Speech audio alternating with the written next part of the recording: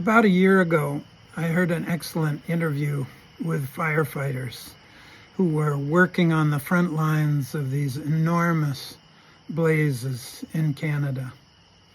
And I was struck by what one of them said about the humility that he brought to it. He said, we're firefighters. This is what we do. This is what we're trained for.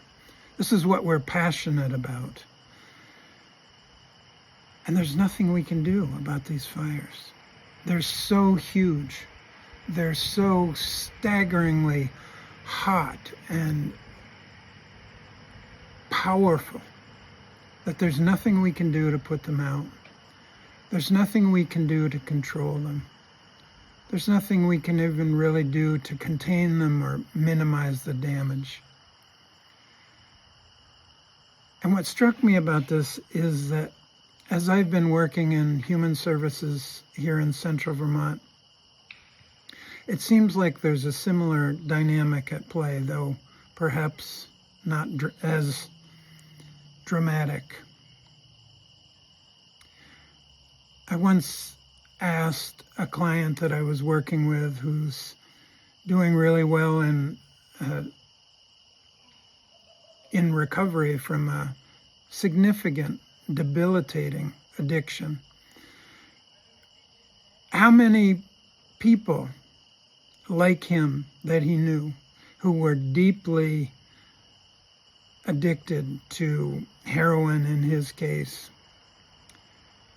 were actually making it through to a true and long-standing recovery. And he thought about it for a while and he said, maybe 5 or 6%. When I was applying for work 5 or 6 years ago, I noticed that there were multiple organizations and agencies all saying that they were working hard to eradicate homelessness in central Vermont. And clearly, this isn't happening.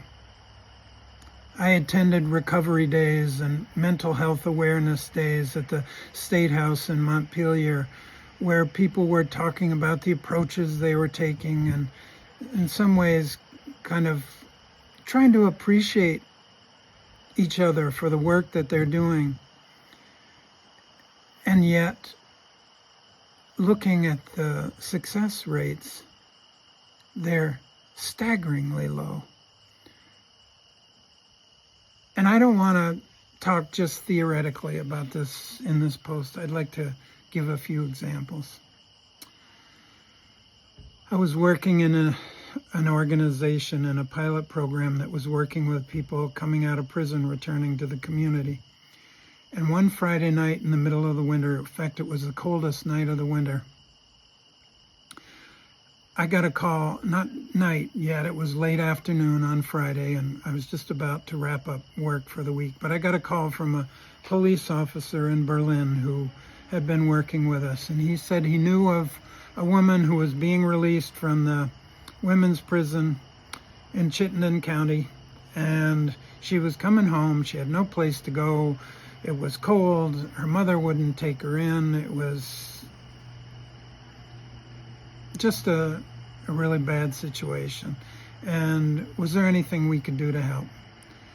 So as I said, it was close to the end of our week, but I called my boss and I called around and see what we could do, and eventually heard back that she had made arrangements to stay with her family over the weekend.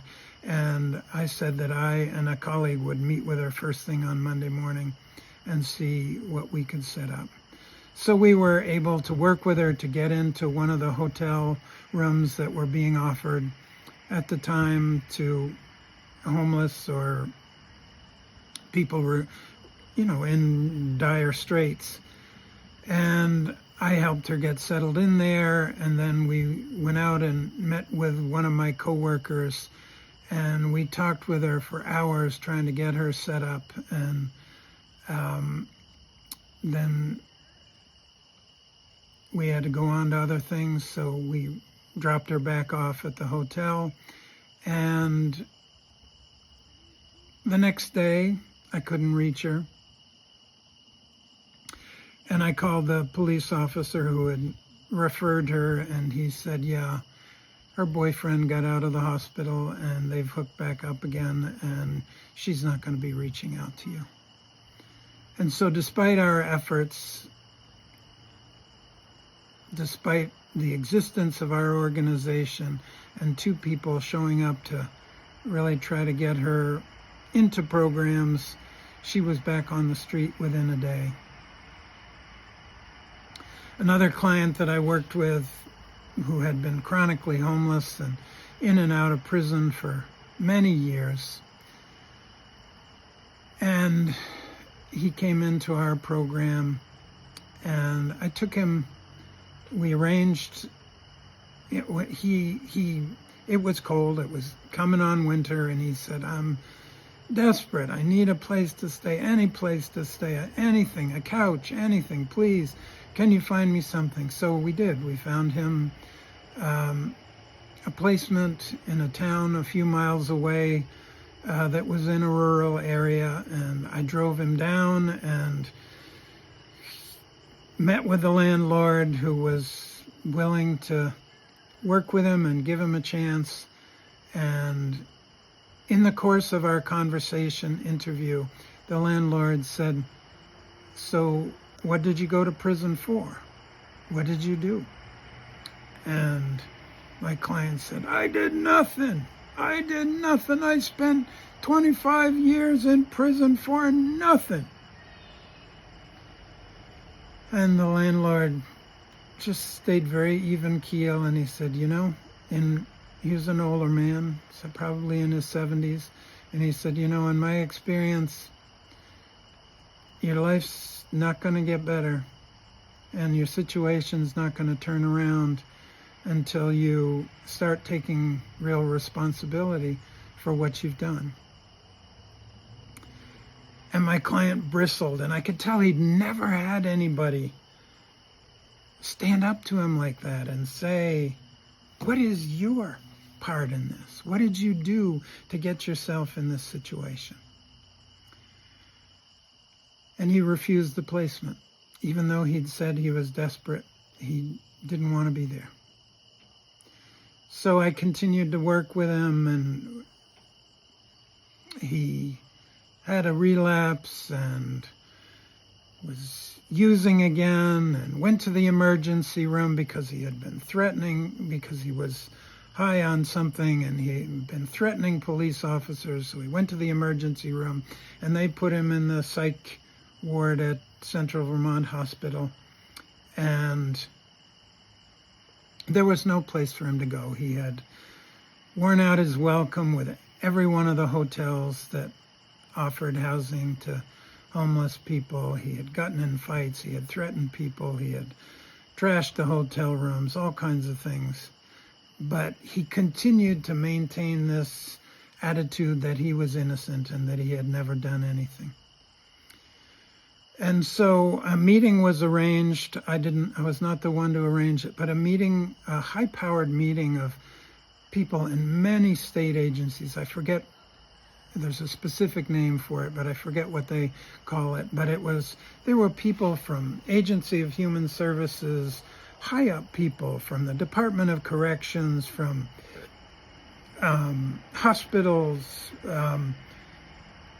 There were probably 10 or 15, maybe even as many as 20 social service workers on the call, and probably millions of dollars worth of salaries there.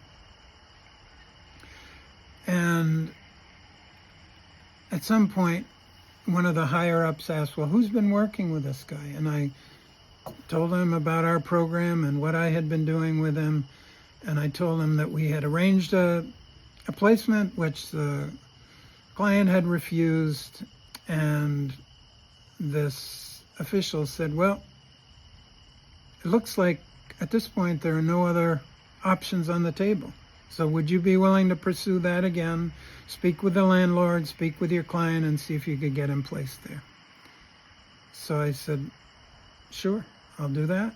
And so I did. I spoke with the landlord, who was willing to give him another chance. And I went to the emergency room, or I guess it was the psych ward at that point, at Central Vermont Medical Center. And I spoke with the client and I said, look, I know you didn't want to deal with this, but if you want, it's coming on winter. It was November or December by that point. And I said, this is all we've got. You've worn out your welcome everywhere else. There's no other option. And so if you really are serious about being placed, this is where we need to do it. And so I could tell he didn't like it, but he agreed with me. And then I found out that he had spoken with one of the other people involved in his casework. He had probably 10 or 12 people from pastors in churches and a nursing program that was helping him with his physical condition and all kinds of people. And I found out that he had spoken with the nurse he was working with and said he didn't want to go to this place. It felt like it was too far away from home. So the nurse agreed with him and said, yeah, you shouldn't have to go there. She didn't consult with me. She didn't let me know. She just talked with him and said, no, you shouldn't have to do this. And so he declined the offer again. And he spent that night or the next night, he was released from the psych ward. And he spent that night in a car with a friend of his, with no place to go, still complaining that he couldn't find a place to live. So all that firepower, all that expertise, all those degrees, all the salaries, all the effort and energy with which just one person could not find this man, we could find, but we could not take care of this man's problems.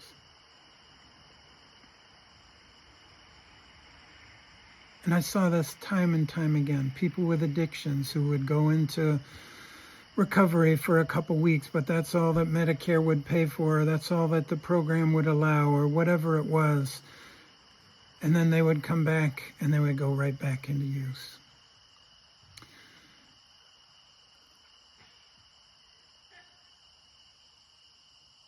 It's just staggering to see, with all the talk about helping our neighbors and all the programs and all the effort that goes into working with these deep and complex issues, how fundamentally ineffective these efforts wind up being. I used to say to the staff that I worked with that if we were running a roofing company or a restaurant or whatever that had the success rate that we had, we'd be out of business in a few months. But people continue to run these programs in the same ways, with the same results, with the same ideologies, the same approaches, the same ways of working with clients, the same referral system, passing the buck from here to there. And so often, the same results. People still on the street, people still in the grip of addiction, people walking the streets of downtown Montpelier with obvious mental health, serious mental health issues with no place to go. And I'm not here to blame anyone. I'm not here to find fault. there are a lot of good people trying really, really hard to solve these problems and to truly help people. Really, really committed people.